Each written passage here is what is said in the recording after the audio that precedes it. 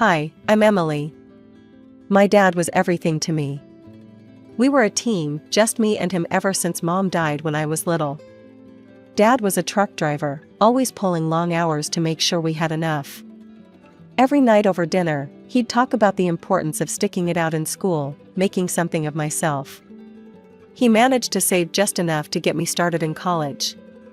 It was at college during orientation week that I bumped into Mark. Literally bumped into him, spilling his coffee all over his shirt. "Watch it," he snapped at first, eyes flashing annoyance. Then, his face softened as he took a good look at me. "Sorry, that was harsh. Let's start over. I'm Mark." "Emily," I mumbled, still mortified about the coffee. "Really sorry about the shirt." "It's just coffee. No harm done," he laughed, waving it off. "You here to study what, Emily?" "Financial analysis," I replied. He grinned, pointing to himself. "Same here. Looks like we're gonna be classmates." Mark was charming, with a quick smile and quicker wit. We hit it off instantly. Spending time with him felt easy, like slipping into a warm bath. Before long, we were thick as thieves, hanging out after classes, studying together, and grabbing late-night snacks at the 24-hour diner near campus. Then, just as I thought life was finally on my way up, it crashed. Dad died unexpectedly. Heart attack, out of the blue. The rug was pulled from under me, and down I went. There were no savings, nothing but the apartment we lived in. College funds? Gone. My world, my plans, all up in smoke. I was lost, but Mark stepped in. One evening, a few weeks after the funeral, he came over with a six-pack and a takeout box from our favorite Chinese place. We sat on the worn-out couch in my living room, surrounded by Dad's old books and pictures. "What about moving in together?" Mark said, his voice firm. "You know, cut down on expenses. We could make it work." I stared at the floor, not sure what to think. I don't know, Mark. I can barely afford to keep this place. Listen, we get married, move in here together. I'll keep studying, you work for now, and when I'm done, it's your turn. I'll support us then," he proposed, his eyes earnest. The idea sounded crazy, but there was a sincere ring to it. Maybe it was the grief fogging my brain, or maybe it was the desperate hope fluttering in my chest, but I nodded slowly. "Okay, let's do it. But promise me, when you graduate, it'll be my turn." "Promise," he said, reaching across to squeeze my hand. We got married 2 months later at a courthouse, with a couple of Mark's friends as witnesses. Dad's apartment became our home, our little island in the storm. My days blurred into nights as I shuffled between 2 jobs, just to keep our heads above water. By day, I was slinging coffee and plates at a bustling cafe, and by night, I sold pastries at a local bakery. Exhaustion became my constant companion, but quitting wasn't an option, not with Mark buried in his textbooks and our bills piling up. Mark's study schedule meant he was home a lot. You'd think that would make things easier, but it didn't. He had his finals coming up, and the stress turned him into a bear. The smallest thing set him off, especially if dinner wasn't ready when he expected it. One night, I came home later than usual, my arms aching and my feet swollen from the long shifts. The house was dark except for the flicker of the lamp over Mark's study table. I dropped my keys on the counter and winced at the noise. Almost instantly, Mark's head popped out from his books, his brows knitted in annoyance. "Where have you been? I've been waiting to eat. There's nothing ready?" His voice was sharp, each word like a jab. I sighed, leaning against the doorframe. "I'm sorry, Mark. The bakery was slammed today. I haven't even had a chance to take off my shoes yet." "Well, I'm starving. I can't study on an empty stomach, His voice softened a bit, but the irritation was still there, hanging between us like a thick fog. "I'll fix something quick," I mumbled, pushing past the fatigue. I rummaged through the fridge, pulling together what little we had to whip up some scrambled eggs and toast. Not exactly gourmet, but it was the best I could do on short notice. It wasn't just the stress of our living situation weighing on me. There were also Mark's parents, Richard and Marianne. Both well-educated, well-spoken, and well-off, they never missed a chance to remind me that I didn't quite fit their idea of a suitable match for their son. Visiting them was an ordeal. Their old house was like a fortress of books and high culture. Each room overflowed with literature and artifacts from their travels around the world. The first time I stepped into their living room, Marianne had eyed my second-hand jeans and faded college sweater before offering a thin-lipped smile. "Emily, dear, have you read the latest by Jonathan Franzen?" "Oh, but of course, you've been too busy working your, how many jobs is it now?" Her tone was honeyed poison. Richard was no better. "It's a fascinating treatise on the socio-political landscape of contemporary America. But, let's discuss something simpler." His chuckle was a soft knife, and I felt my cheeks burn with humiliation. I tried to hold my own, to nod along, to throw in a comment here and there, but it was like shooting arrows in the dark. Eventually, I stopped trying. One evening, after a particularly grueling shift at the cafe, I mustered the courage to tell Mark how I felt. "Your parents, they don't think I'm good enough for you, do they?" I asked him as he clicked away on his laptop. Mark didn't look up. "Look, they're my parents. They have their ways, but they mean well." "You're overreacting." I knew then that arguing was pointless. He couldn't see it, wouldn't see it. So, I pulled back, retreating into my shell of work and solitude. Mark continued to visit his parents alone, often staying overnight. I wasn't invited, and I didn't ask to be. When Mark finally graduated and landed a decent job with a good salary, I felt a weight lift off my shoulders. Now it's my turn, right? I remember asking him one evening as we sat down for a rare quiet dinner. Mark had just started talking about his new role at the company, buzzing with excitement over the projects he was handling. "Yeah, about that," he said, his fork pausing midair. "Look, Em, things are tight right now. The job pays well, but we've got bills, debts. You know how it is." I nodded, biting back my disappointment. "I get that, but we talked about this, Mark. It's supposed to be my turn. I was thinking I could start with just a couple of classes. I'll keep working at the bakery to help out." He shook his head, a frown creasing his forehead. "Emily, be realistic. We need every penny we can get. Forget about college for now." The resentment that had been simmering inside me boiled over. "I supported you," I snapped. "I worked 2 jobs, Mark, so you could have this, so we could have this. And now you're telling me to forget my dreams?" He didn't look at me. "It's not like that, and you know it. Things change. We need to be practical." Practical. The word hung in the air between us, heavy and cold. But before I could argue further, life threw us another curveball. I found out I was pregnant. All thoughts of school were pushed to the back burner as we prepared for our new arrival. Lily came into our lives like a storm, fierce and beautiful. I threw myself into motherhood with all I had, but the strain on our marriage didn't ease. If anything, it grew worse. Mark was distant, often coming home late, and when he was around, he critiqued my parenting. "You need to push her more, Em," he'd say as he watched me play with Lily. "She needs to start learning early.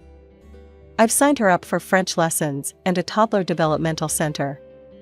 "She's 2, Mark," I would protest, feeling the familiar flare of anger. "She needs to play, to be a kid."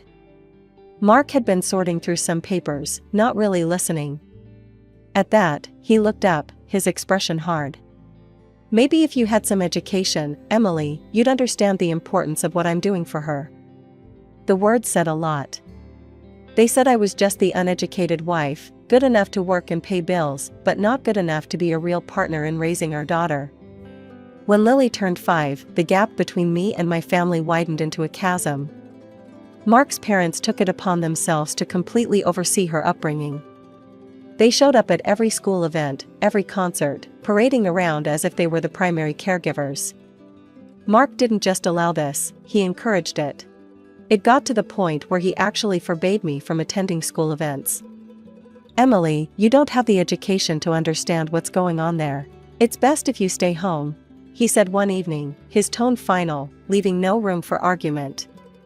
I felt my face flush with hurt and anger. "So, what?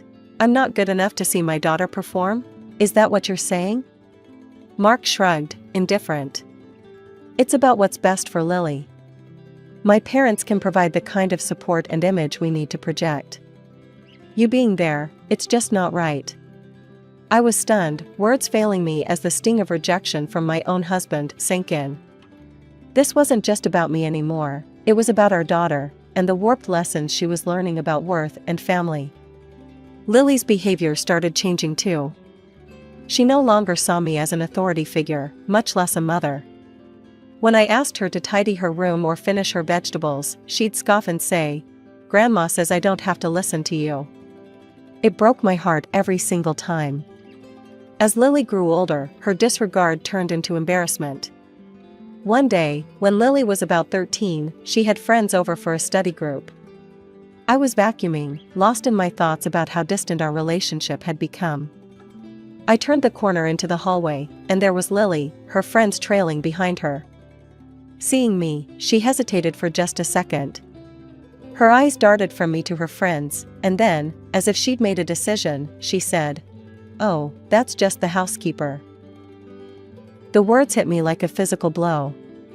I stood there, frozen, as her friends nodded casually and followed her into the room. As soon as I was sure they were out of earshot, I rushed to the bathroom, tears streaming down my face. How had it come to this? How had I become a stranger in my own daughter's eyes? That evening, after Lily's friends had left and we were alone in the kitchen, I confronted Mark. "Did you know what Lily calls me in front of her friends? The housekeeper. That's what she thinks of me, thanks to you and your parents." Mark didn't even have the decency to look surprised. He just kept scrolling through his phone. "Well, what did you expect, Emily? You set yourself up for that by never pushing back. If she doesn't respect you, it's because you never demanded it." I stared at him, the man I had married, the man I had supported through college, and didn't recognize him. He was a stranger, one who valued appearances over family, image over substance. Turning 36 was supposed to be a fresh start, a chance to mend fences and rebuild the bridges. With that little hope, I booked a table at one of the nicer restaurants in town, a place where Mark and I once celebrated happier times. I even splurged on a new dress, something simple yet elegant, hoping to light up Mark's eyes like I used to. I came home that evening, the fabric of my new dress swishing softly against my legs, feeling a mix of nerves and excitement. "Mark, Lily, hurry up and get ready.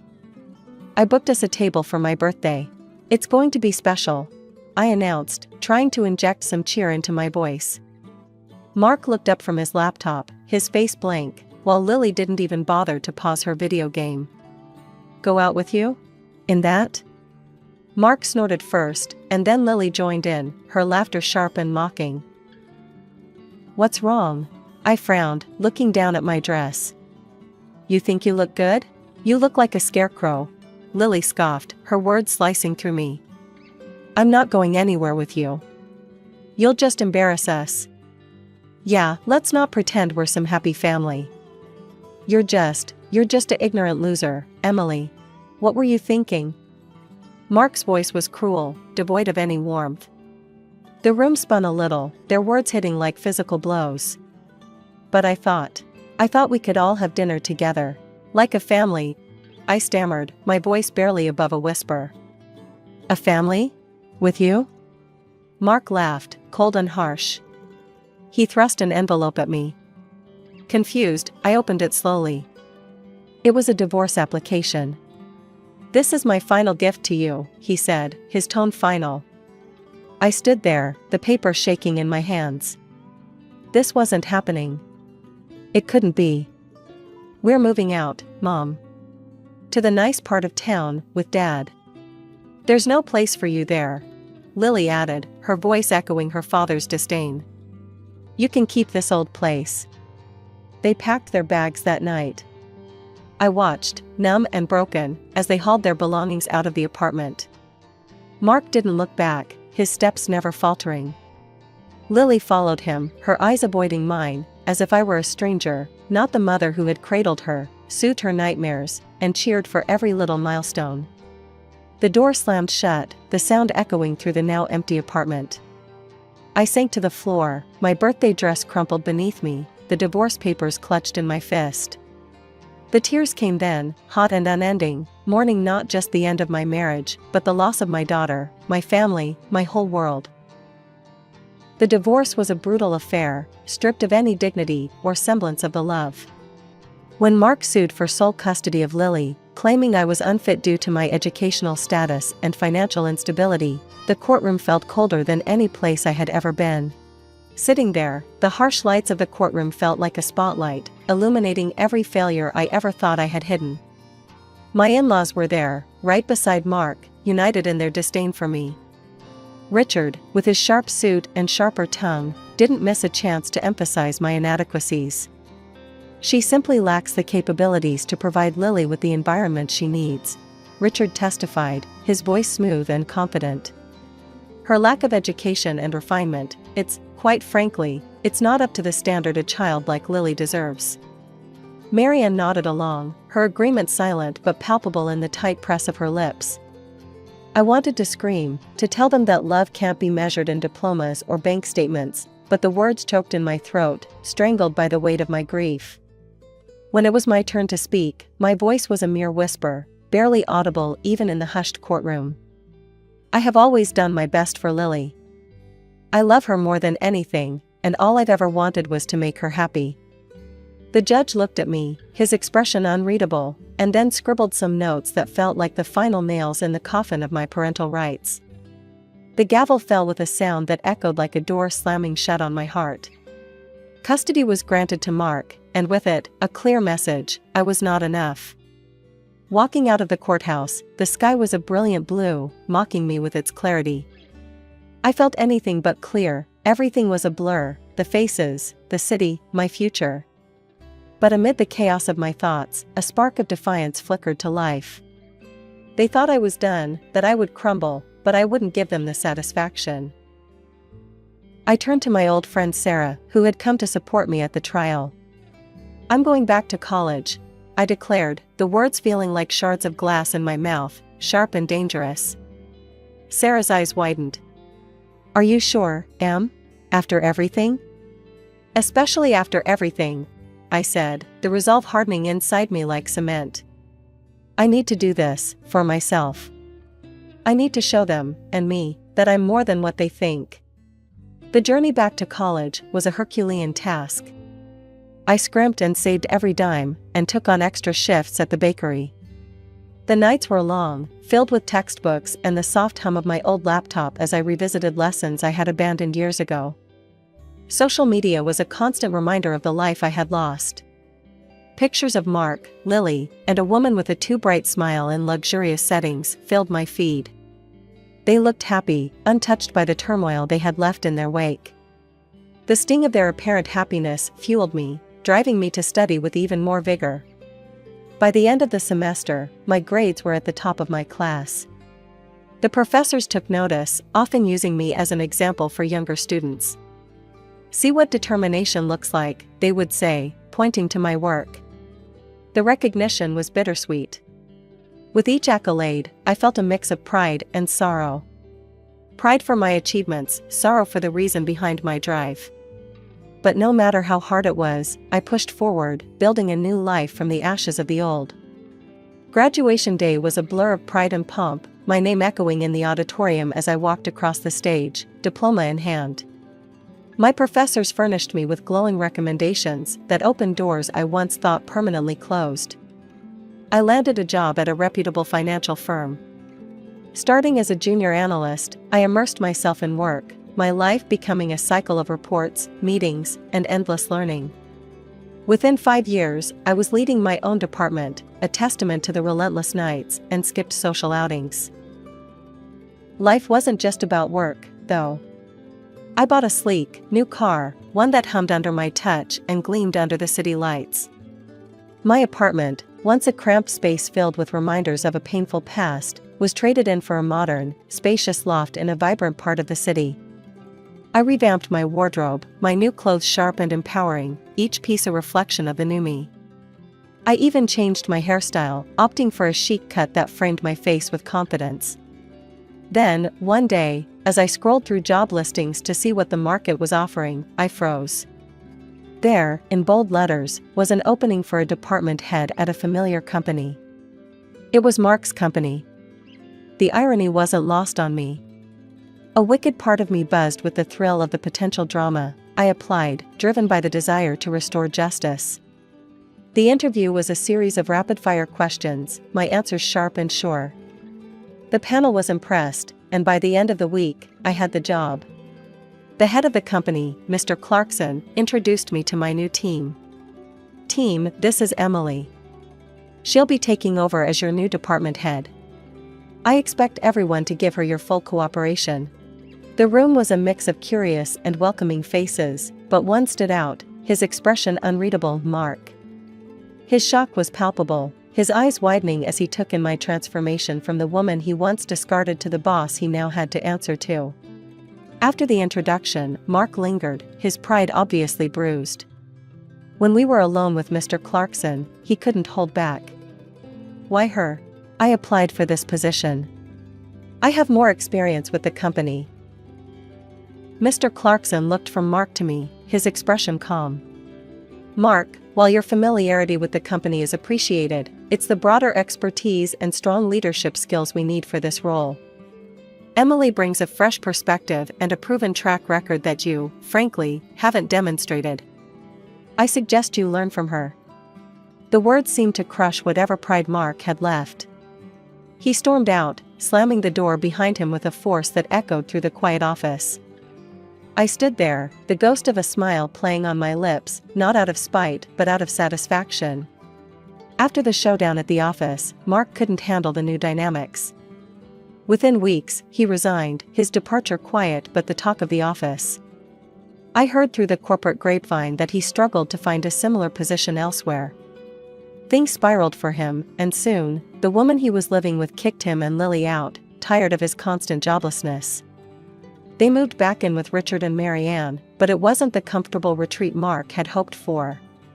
The luxuries Lily was accustomed to were no longer sustainable, and even his parents couldn't indulge her whims as they once had.